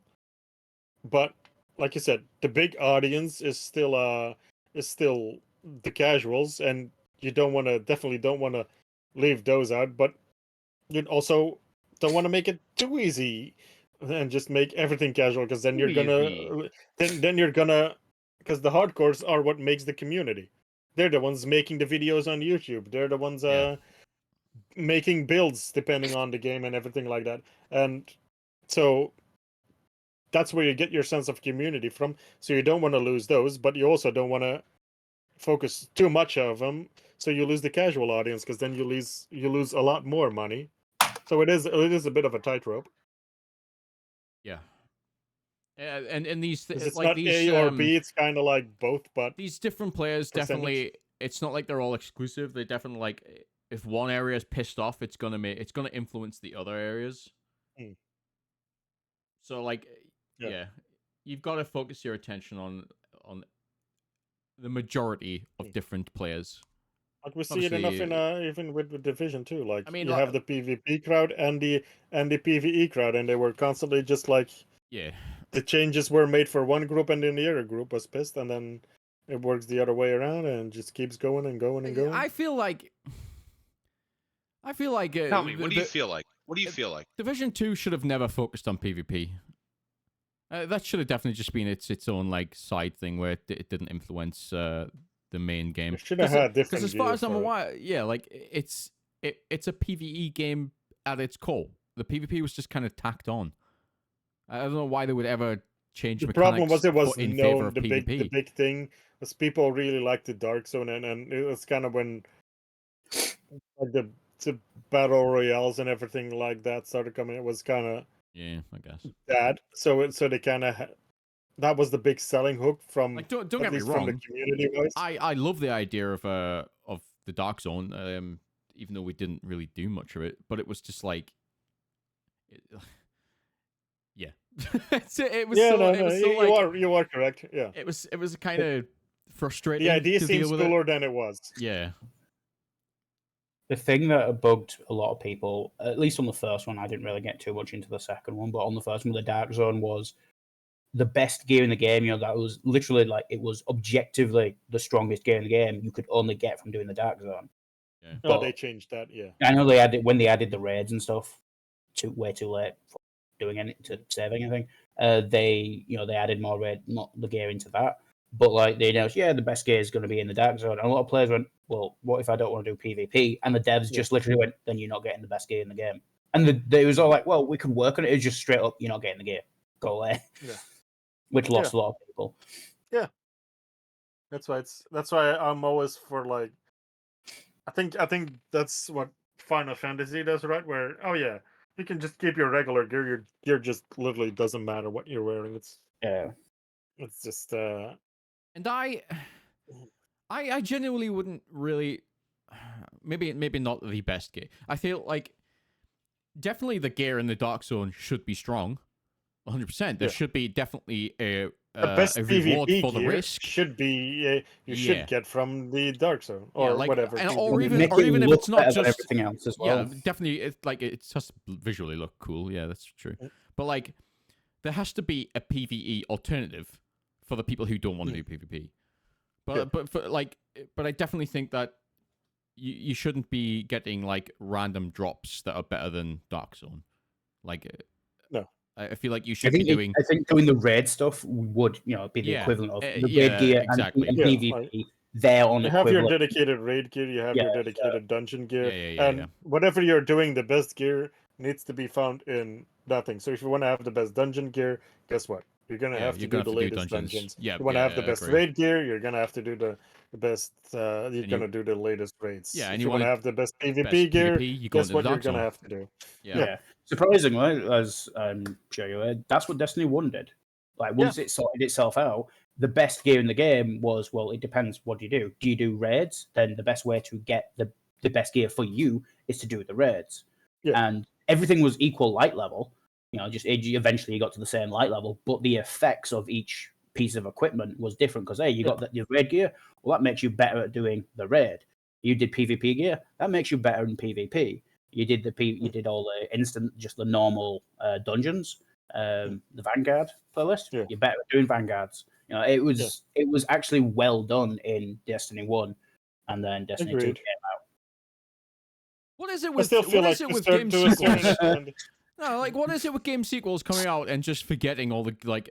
They end up making the first game ends up being like in a really good state by the time it's finished, And then they bring up the second game in the series, and it ends up like forgetting half the shit that they ended up adding into the first one that I made think it it's good. mostly because it was already being made while those were It's a implemented. bullshit. Yeah, but that's a bullshit excuse for them to use. Yeah, no, it is. But I think that's the reason, even though it is a bullshit reason, because that's why me and Koshi were talking about City Skylines 2 before you guys came on, and where we were like, and he mentioned Civ 5 to Civ 6, where they kind of took everything that was not everything, but like the big important things that they introduced into City Skylines 1 and introducing it into City Skylines already in there, and like Koshi said, and full credit to him, Civ 6 kind of did that with Civ 5 as well, where the diplomacy and everything like that was already in the game, and then they started creating the rest versus just starting and the fresh. perfect example of the exact opposite of that happening is just The Sims. Yeah, that's also an example that he brought up. Because it's literally Sims 2 had so many Still has expansions, the most mechanics, and it was so great. Well, if you had all the expansions installed, it's pretty much one of the best games ever made. But then you got to decide, doesn't it still have the most things? Yeah, Not that's Sims DLC 3. included. Not 2, Or is that's that 3. Sims? Oh, is it 3 that's got the most now? Yeah. But, 3 had everything you can think of, and then 4 was extremely bare bones. Yeah, they just stripped everything back out, and it's like, okay, now 4 is 3 with maybe parts of Without all the good expansion 1 and 16, and then that's it. And it's like, okay, where's all the other mechanics? No, it wasn't even that. Wasn't even that. Like they didn't even have babies implemented correctly. Babies. Oh, that's in right. 3, 4 didn't even have the same shit as 3 vanilla either, yeah, did it? That's right, like yeah. 3 had like babies that like not even toddlers, just like infants that were actual Sims. And then they would grow to a toddler that could crawl across the carpet. They had interactions with different They items. aged up And then and when it shit. launched in 4, infants were now an item. Like a candlestick holder. Yeah, or I remember that. You just keep them in your pocket, like next to the meteor rock, and paint them. Yeah. It's like real life. Yeah. Just pop them in the fridge for a while. It's one way to shut them up. No, but it is one of those things where what Funky was saying was like when Civ 5 came out, after its release, they had a bunch of DLCs that like expanded the game and with a lot of new mechanics. More diplomacy, spies and shit. Yeah, I remember playing it a lot. Yeah. Yeah, and then when 6 dropped, it had majority of those mechanics already built into the base game. Yeah. And when we're talking about Civ 1 versus Civ 2, I'm sorry, not Civ, City Skylines 2, I was hoping that because I was making not the argument, but I was just saying like, for example, in City Skylines 1, they introduced the theme park expansion, which gave you different theme parks, zoos, circuses. The park one, yeah. Yeah, and just regular nature parks and such. And I said, okay, I don't mind buying it again for City Skylines 2 if it's not in the base game, but I want an upgrade to that because otherwise I'm literally buying the same thing again. Well, yeah, admittedly, and Funky had a good point. The graphics are upgraded. There's new mechanics in Sims. Civ. Damn it. City Skylines 2. Yeah. Thank you. In City 2. Let's call it CS. I keep getting City and Sims mixed. City 2 or Civ. It's too many sounds. City Skylines. Yeah, but Sim City Skylines, I was hoping that like, and he is too, that it's justified price or the price is smaller so I can get that theme park experience that I got from 1 and 2 without feeling like I kind of getting ripped off like they did with the Sims. With the Sims, they introduced all this shit in Sims 3, a lot of it base game, but then admittedly also a lot of it expansion, and all these fans go and buy the expansions, put it in Sims 3, Sims 4, the next generation launches, and it's so bare bones, and now I got to buy all the expansions again. And the expansions I'm buying, some of them don't even equal the existing same expansion from 3, like vampires, for example, or werewolves. Werewolves and vampires in 3 were so much more in depth, so much more fleshed out. They weren't in 4. You had to buy it when they were eventually released. You had to buy it in 4, and it's still not as good as what you got in 3. So I'm buying the same thing again, But worse. and I feel like I'm getting ripped off here. So That's why true. do I want to keep buying from these guys? Yeah, that's exactly what. So since you've played 3 a whole lot and 4 obviously, why do you keep going back to 4 instead of just playing 3? You know what, Funky? Yeah. You're a smooth motherfucker. It's fun. I You get it. smooth motherfucker. The same reason I'm gonna buy City Skylines 2, and I'm gonna buy all the expansions again. Ooh, it's new and shiny. I won't be happy about it, but I'm gonna do it. No, but like I said with City Skylines 2, there's the graphical upgrades, which Yeah. good, And whatever. But there's more quality of life stuff that was added yeah, because yeah. they're doing things that people wanted in the first one or built mods to do in the first one, and they're in the base game now. Is there something like that in 4, or is it just like no, no? It's just the same except No, less. it is. It is. There are quality of life that were added, and yeah, the graphics are a little better. It is like it does feel like the next generation. It just didn't have as many options. But another thing to point out, which gamers don't want to hear, you got SimCity 3, SimCity, what the fuck? Sims 3, all right, and you bought all these expansions for it. That was an investment, all right. And when Sims 3 was done, that investment ended. You either got all the time that you needed out of it, and you can keep going back to it, but you either got all the time you needed out of it to justify buying those expansions, so that when 4 dropped, it's another investment. Do you want to continue with 4 and start all over with a new investment, or do you want to go back to 3 with the investments already done? And City Skylines 1, City Skylines 2, it's going to be the same. Like I said, Yeah. I'm not going to be happy about it, but that's why I'm going to buy it. I mean, hell, I'd love to have them just send me the DLCs for free, but that shit ain't going to happen. That's okay, and I understand that.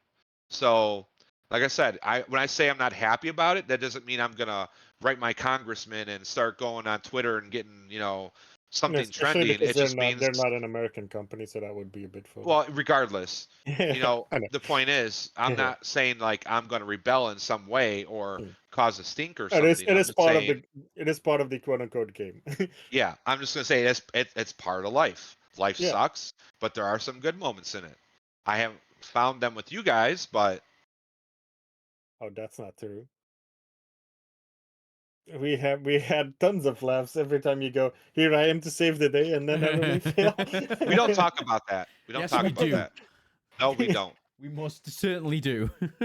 But no, you are right. It is an acceptance. Like I'm accepting that there will be things I need to quote unquote rebuy, Yeah. but it's also, I think it's almost, or I think City Skylines 1 launched in 2015, so yeah, it's like there's going to be quality of life and everything like that, and I've gotten my money's worth, like time wise, as we say. But it is the book is closed and time, or the chapter is closed and time to go on to chapter 2, and I accept that, and I know I'm gonna have to quote unquote rebuy some new things that themed that are in, but it's a new game, new code painting and everything like that. So I've had my fun with it, and I don't mind buying it again because, like you said, that is just part of it.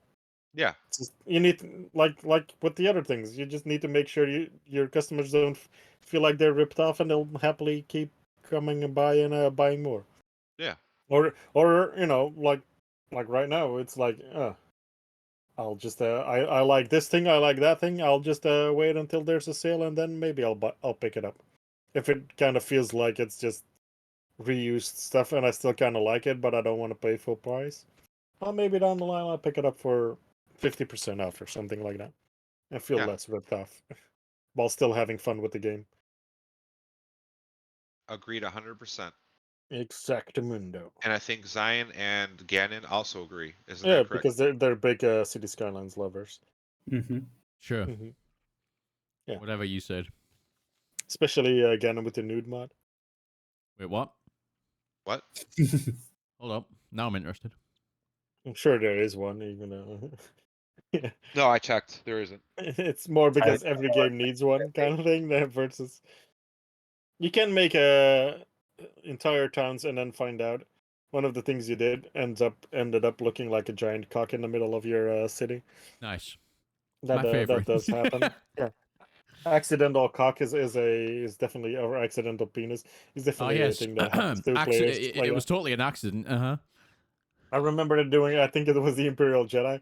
He was like working so hard on making like a little harbor part where it kind of sticks out, and you can go off both sides and go kind of more leisurely, like you can go sailing in on that, and then it's like, yeah, that kind of looks like a dick, and he's like, fuck.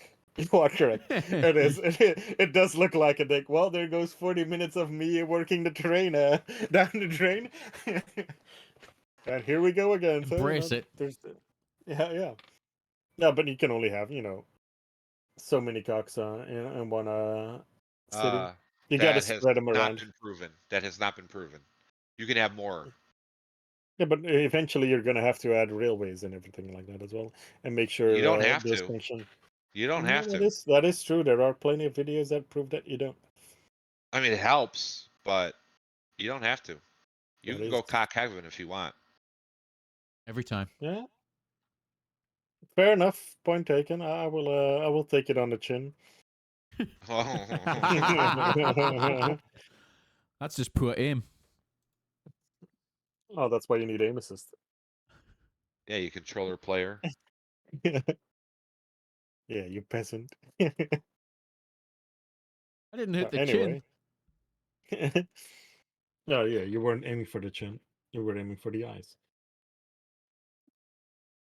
So, So well, has I guess. anyone got any news they want to share? Mm, No. No. Is there anything? Is there anything coming out that people?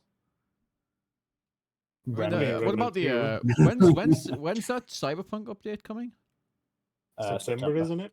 Oh, that's another game I wanted to play, but I'm like, oh, well, I guess I might as well hold off. Yeah, at this point you might as well wait for. I can finally play Cyberpunk. Oh, well, I guess I'll see how that new one goes and then play it, because since everything is changing, so well. I don't depending like on some of the how- changes, to be honest. I couldn't say. I've posted a video there, and one of the ones that I use is like the skill tree, and I'm not really a fan of the fact they've taken away the progression by using it kind of thing. I'm a fan of that kind of. I tend to like that as well. The more if you use a certain skill set or a skill, As long as it's not jumping or something like that. 100% you need a jumping skill. Yeah, no. But it seems like everybody's cautiously optimistic, I guess is the most kind I can be about it. Yeah. I'm looking forward to finally playing that one around then if the reviews are kind to it. I'm sure they will be. I'm sure it's going to be an improvement over the original. It feels like, is a more apt way of saying it. It feels like they've really taken to heart a lot of the things that went wrong with it. They were aware from day one what was wrong with the game. Oh yeah, and they didn't really want to came down. release it, but they had to. Yeah, exactly. So I feel like this is going to be fixing a lot of stuff. The problem is, at least for me, and I don't know about you guys or anyone who's out there who's likes the game but doesn't know Yeah. Hey Seth. quite what they're changing. Yeah, hi Seth. They're changing a few things that I am not happy about. That I don't like the way the game is moving, and it's mechanic wise, like Zion said, with the skills, or what was another one I was reading? Something with I forget the name of it, but it's the cyber deck technology that allows you to move at fast speed, so it slows everything down around you. Like now it harms you. Yeah, I'm I talking don't about remember the Shadowrun specifics. things. Yeah, I saw that. Like that's a mechanic they've now added, so that if you have a lot of your cyber stuff running at once, it will or you have a lot of cyber stuff installed at once, it will reduce your max health. and running certain some of the black market things, so adding black market weapons and stuff. If you use the black market weapons, they're way more powerful, but they drain your stamina. And if you're using black market cyberware, it reduces it. If it's an active one, it will take a chunk of your health. But on the other hand, it's also stupidly powerful. Like that's kind of the point Wasn't of yeah. that in the game already? Because No. that's No, because wow, it's what they were. It's what they wanted of instead of because they were like we can't really do a proper cyberpsychosis mechanic. So yeah, because this that's is what literally was basically the tabletop, how it goes in the tabletop. yeah, but like that's what there was originally going to be. Mhm. Is they wanted a cyberpsychosis sort of mechanic. So if you had too many things, you had a negative effect. Yeah. So they've gone well rather than pumping it into the base game, we're already working on the expansion, so we'll add it with the free patch as part of the expansion. Yeah. And but And then obviously everything else happened. cyberpsychosis is difficult. So they've just cyberpsychosis equivalent is just you lose maximum health.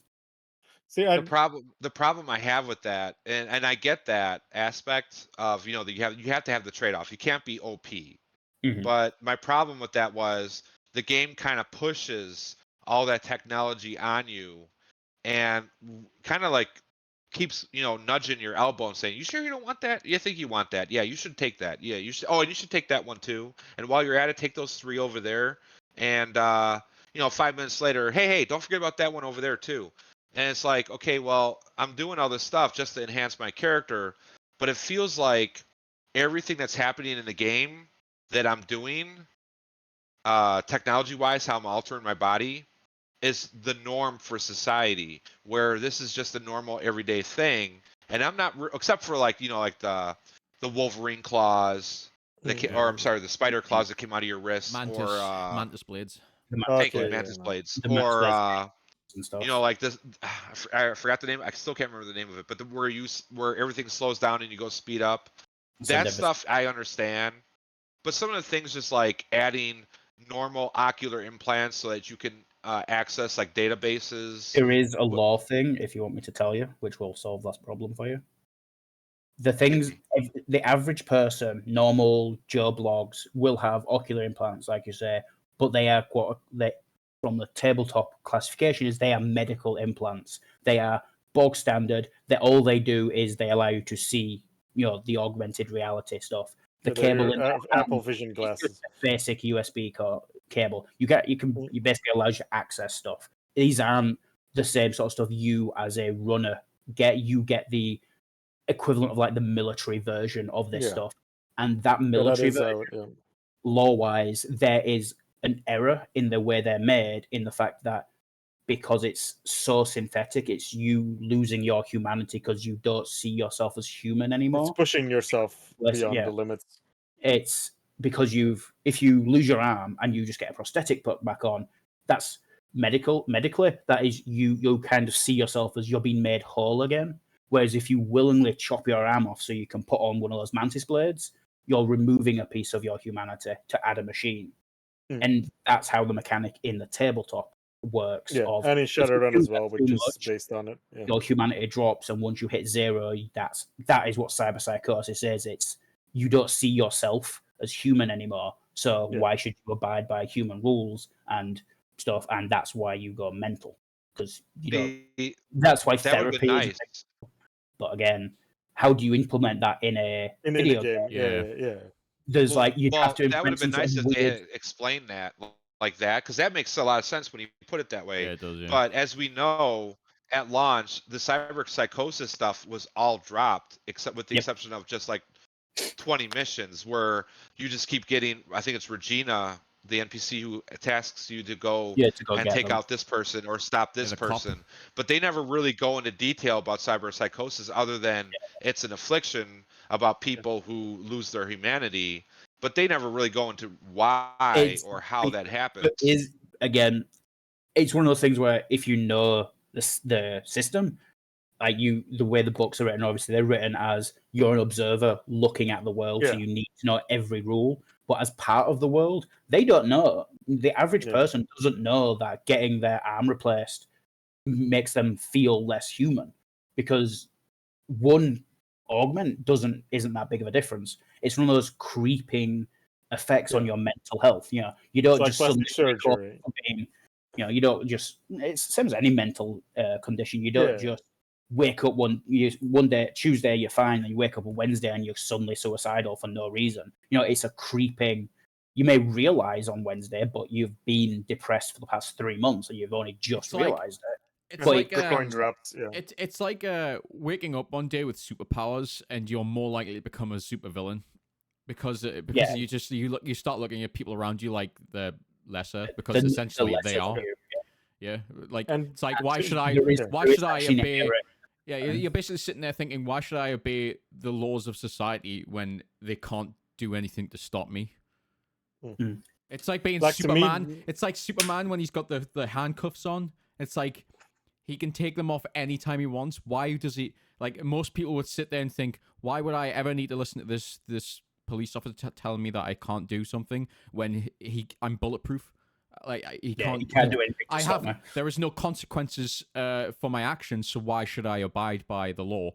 It's like kind of that in the sense of like you upgrade yourself to being a cyborg, and you start seeing yourself as some sort of godlike creature, and you're like, well, fuck it, just kill anybody that gets in my way, because what they're gonna do about it. That's actually a really good analogy, Gannon. That's really good. It is. That's it is the actually. issue of like the difference between if for those of us who've played or at least read the tabletop, we understand that because that's described in the book. I was just about to say that's how the mechanic of humanity works. But it's also said because this is a corpo world, who most corpos make their money by selling these augments. They don't want the public to know that if you augment yourself too much, you're going to go insane. Yeah. It's just a rare occurrence. Some people have just already got that, are just predisposed to psychosis, so that might happen to them. But you, average person, no. It's the usual thing of corporations lying to you. It's It's kind of the medication thing where it's like there's X amount of % that this might happen to you, but that's why it's percentages. Most people will be somewhat fine until you start mixing cocktails and everything like that.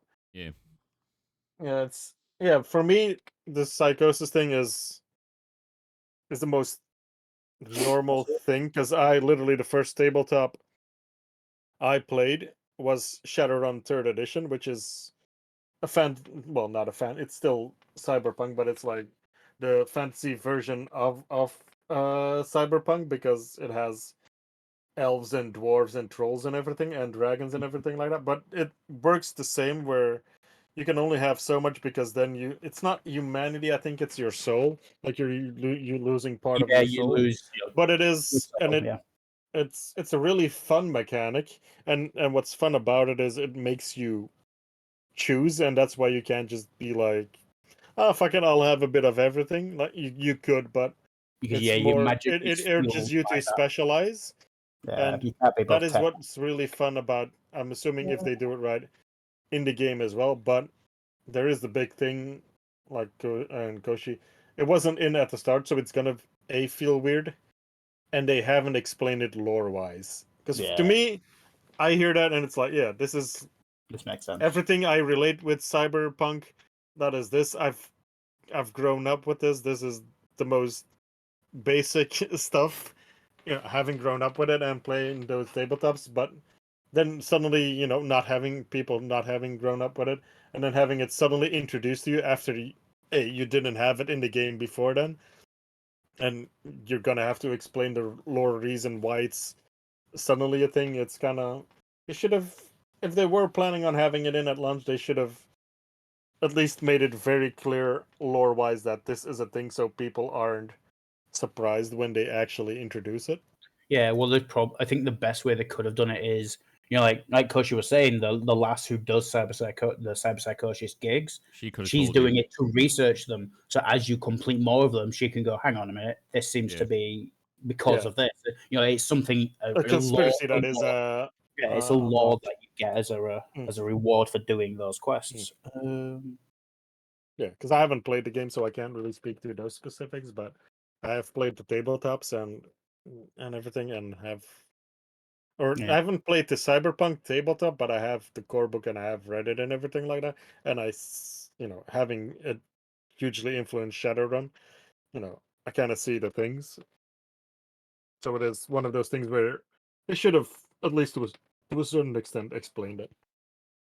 Just because it is such a huge part of not necessarily the world, but the criminal aspect and the criminal world you are in the bigger world, where that is a massive thing, Mhm. which is why you have hackers and cyber ninjas and riggers and all of that, instead of just, oh yeah, just fuck it, install all of it. I'll become a supermensch. Yeah. Like the book, I've opened the book because we've got it. 'Cause we're setting up a game. It's Oh, literally, nice. it's basically a form of dissociative order, depersonalization, feeling detached from one's life's thoughts and feelings. They often feel distant and emotionally unconnected from themselves and the world around them. Other symptoms include lack of concentration, memory. They feel spacey or out of control. Time may slow down. They perceive their body to be a different shape or size than usual. In severe cases, they don't recognize themselves in a mirror. So it's literally you don't recognize yourself, even yourself as human. It's not even entirely like Ganon say. Everyone else around you is an ant. It's like they are human, but you're not. You are different. You might see yourself as some sort of god being, but you might see yourself as a monster, or just you might see yourself as better or worse or anything else. You're just not human, essentially. Or you just stop feeling in general, just like not even like I feel like this, I feel like that. You're just like, hey, you don't feel human anymore, but you also just like, it's more the damn it, I can't believe I'm blanking on this, but the blue dude from the Watchmen, where he is just like Manhattan, yeah, where he just like he loses his humanity and he's just like lost because he doesn't understand the emotion anymore. So he's just like confused all the time, even though he's a super genius. Like social interactions confuse him, so Yeah. that's kind of the effect as well with it, which is definitely fun to roleplay with, but hard to implement in a game. Here's another one that really dumbs it down. Disassociation plus psychopathic tendencies is cyberpsychosis. Or to put it another way, I'm a thing, everyone else is a thing. Why not just kill anything that gets in my way? Yeah, I had somebody. I was pretty fun. He did it. It wasn't a Shadowrun one, but he kind of really played it up where you could go berserk from it.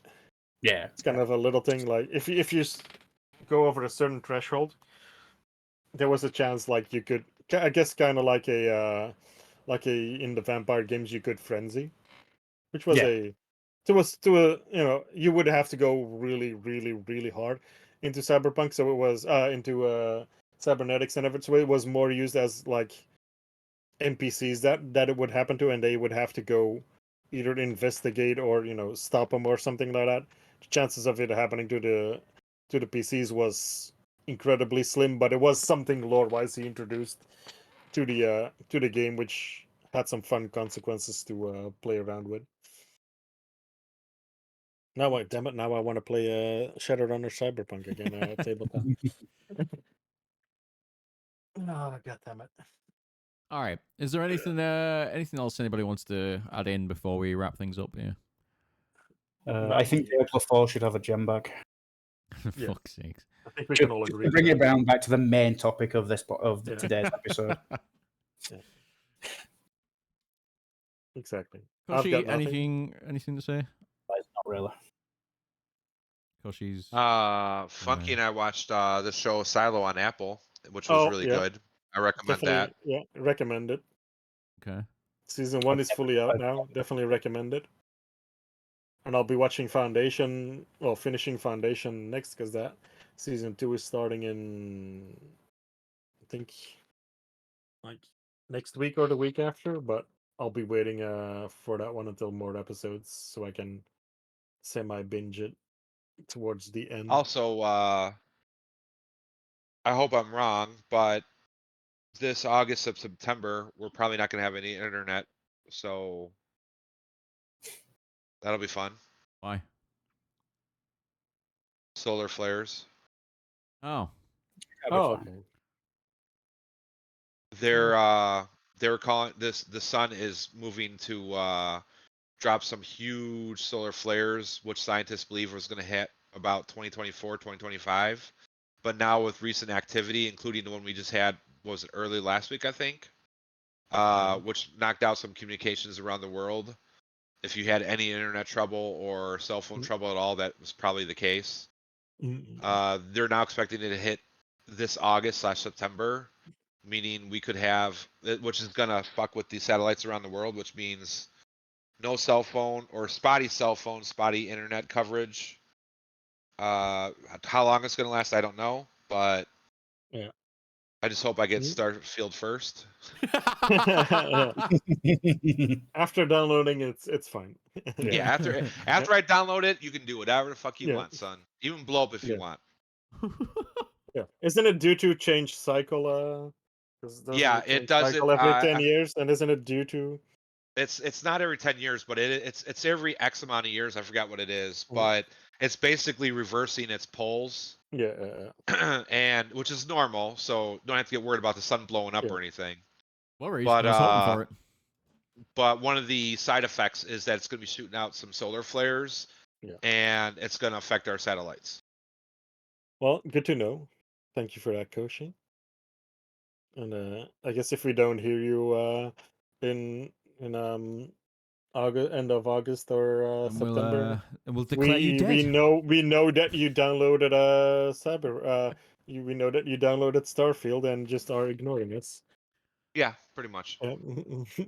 It's fine. We I've have already enough. told I've already told my roommate and my parents and my friends in real life and my job Call me. that yeah, I said unless someone dies, don't call me, and even if they die, still don't call me.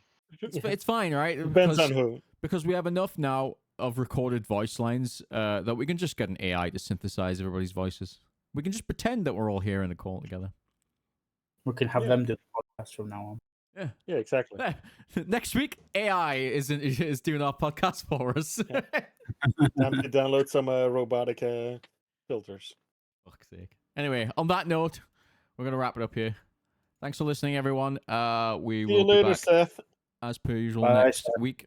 Yeah, bye, Seth. It's okay, Seth. You're worth a thousand viewers. Yeah. Mwah. One All view right. of you is like 100. Peace out, everyone. Bye bye.